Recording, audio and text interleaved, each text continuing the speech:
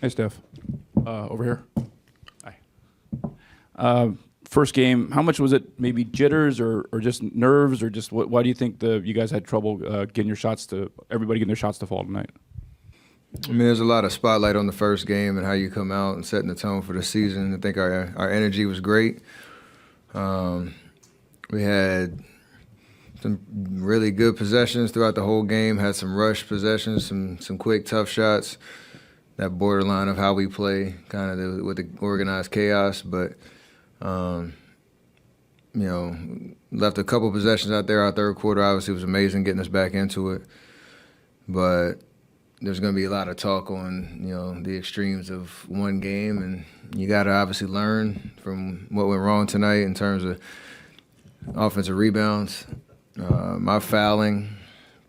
A couple of them I didn't like, but taking you out your rhythm and the rotations that you want to have set for the game, and then you get beat by two tough threes down the stretch by Okogie and E. Gordon. So you're kind of gonna live with that type of stuff. And if you look at that, if they go a certain way, the questions are a little different. So you don't overanalyze the offense. Just try to continue to get better. Understand we're in a really good place, but we can get better. Steph, you and CP seem to have a bit of a chemistry or rhythm already.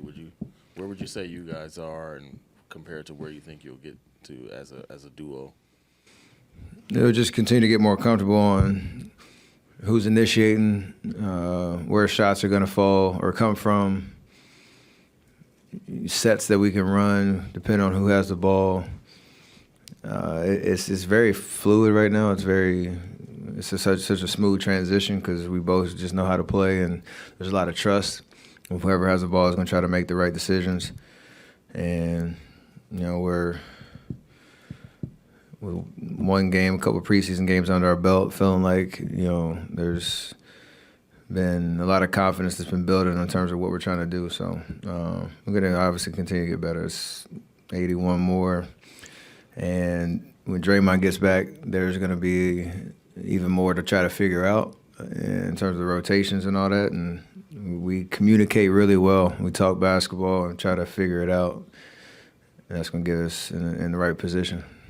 Steph, before the game, mentioned that he's not going to know for sure who's going to close the games until it gets down to the end. Clearly how deep this team is. You've had some of that before, but tonight you have Kuminga closing basically. You have GPE getting a lot of those minutes. How much is it on the front of all you guys' minds that, like, this is, it's not going to be a set rotation. Some guys are not going to, who maybe are used to closing, aren't going to close some games. Is that just something that you are aware of, top of mind? It's different. It speaks to our depth and the options that we have. We did talk about it before the season. There's a lot of guys that want to be out there. And there's a lot of different looks that you can throw out there depending on how the game is flowing. One, you have to trust each other and give the right energy no matter who's out there on the floor. You can have guys that are pissed off and feeling a certain type of way. They're not out there because of their competitiveness, but it has to be channeled towards, continue to stay ready, knowing that each game is going to present an opportunity. And the biggest thing is coach has to coach us. He has to make decisions that are tough, are going to be tough because you have a lot of options out there. But if we can all come with the right perspective on, through 82 games, everybody's going to get a look. Everybody's going to, help us win games. And when we get to, hopefully, the end of the season, when you get to a playoff situation, you'll have a lot of options to throw out there based on who we're playing. So we have to have trust, and coach has to coach us. And I asked Chris about that play where things got a little scrambled. I'm sure you were off the floor, but he kind of grabs the ball and he kind of gives everybody a look to calm it down a little bit. You've seen him do that against you many times. What's it like to see kind of Chris Paul actively saying, okay, let's get this back in order? It's who he is as a player and understanding the momentum and how things are going and having a feel out there on the floor as a point guard to know if we need to keep pushing, settle it down, what play to call, and we're all going to continue to get more comfortable in that. And we all trust him, to make the right decisions and the right plays. And that comfortability is there now, and it's only going to go deeper. In that same vein, how much did you enjoy having, he did the in the bonus foul that he got. How much did you enjoy that being 2 free throws for you instead of the other way around? We've joked about it a lot already. I remember, I don't know if it was last year or the year before, he got J.K. in Phoenix, like 92 feet from the basket, and we were all like, come on, man. It was a different play. It was a great play in terms of today, like just understanding when contact was going to happen, and obviously, selling the call that was actually there. But yeah, definitely some laughs, and he got booked with it too, which is funny. And obviously smart basketball. You have to play the game. It is nice to not have to look at the ref like, hey, he's on our squad now. Steph, what are your general thoughts on Klay's performance tonight? Played, like, obviously, defensively, he took the challenge of guarding KD fresh out the gate and try to climb up into him and make it tough on him. Obviously, K had a tough shooting night for a reason. Just trying to make him take tough ones. I know everybody's going to talk about our shooting percentage and, try to single out him and whatnot. This going to come. We got so much faith in Klay. Like, just have fun out there, take the shots he knows he's supposed to take, and they're going to fall. It's a long season, and history has shown that, he gets stronger as the season goes on, even, with rough starts. So I'm not worried about that at all. Is there a story behind your opening night outfit? Say what? Is there a story behind your opening night outfit? A dope artist, or designer, I should say. This brand called Pierre Blanc, and it's cool to actually have a platform, and obviously what they see us walk in the tunnels and have a young black designer that is on the rise and has some heat with it, and for him to make a tailored outfit for me. So I'm gonna have cameras out there. You might as well use it. You're at the free throw line and the crowd is chanting CP3. Was that a surreal moment? Yeah, it was. Dario looked at me and started laughing, and I couldn't help but laugh. That was a first. Yeah. Chris, you after your first regular season game here and getting that under your belt, do you feel that there's anything about your game that you're going to be emphasizing more or de-emphasizing based on playing for the Warriors, being in this system now? I don't know. I'm just excited about it, to tell you the truth. There's a lot of good things we did tonight, a lot of not so great things, but the freedom, the pull-up threes, that I got a chance to shoot tonight.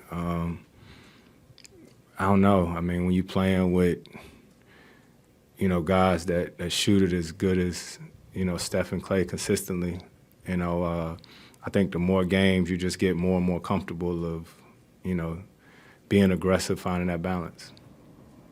What was the difference? You finished the first half with like 2 points and then just like went off in the third. Figuring it out. We didn't had all of a few preseason games, and this is our first regular season game, so just figuring it out. We figuring it out on the fly, so I think with more games, we'll get more and more comfortable. Steve credited you with just organizing the offense because I think you guys only had like 11 turnovers tonight, and the team led the league in turnovers last year.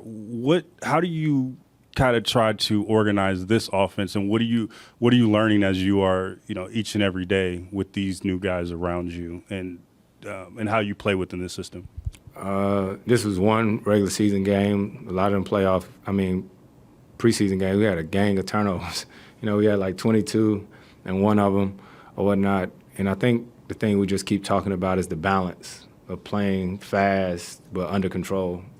So I don't know. I'm just trying to figure out how we're going to play this year. It's not about what they did in the past or all this stuff like that. It's about what our team is going to do right now in order for us to be successful. You mentioned the freedom you had with Steph and Klay out there. Do you mean just like open threes, like you're more open than usual from three?